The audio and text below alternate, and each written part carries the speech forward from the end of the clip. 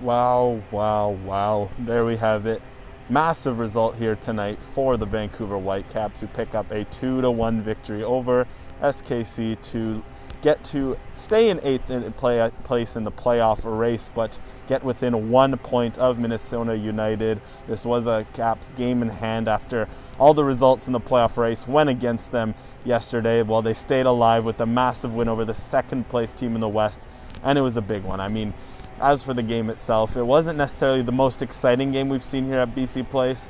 Certainly wasn't the best game from the Whitecaps, but it might just have been their most efficient game from defensively, where they only allowed 0.3 XG from one of the top offensive teams in the league, and not many chances.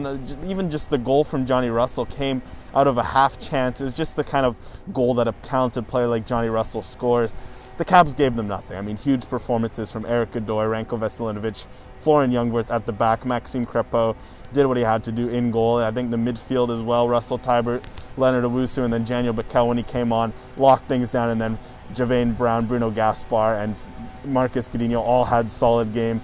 It made for a really solid defensive performance against a good team. And what was great about that is that it paved the way for success at the other end of the field. I mean, the Caps themselves didn't generate too many chances either. There was one moment of brilliance from Brian White, who nodded it down to Ryan Gauld for a lovely volley, and then Whitecaps' goal of the season from Russell Tybert, of all people, a 25, 30-yard volley off the post and in for the winner.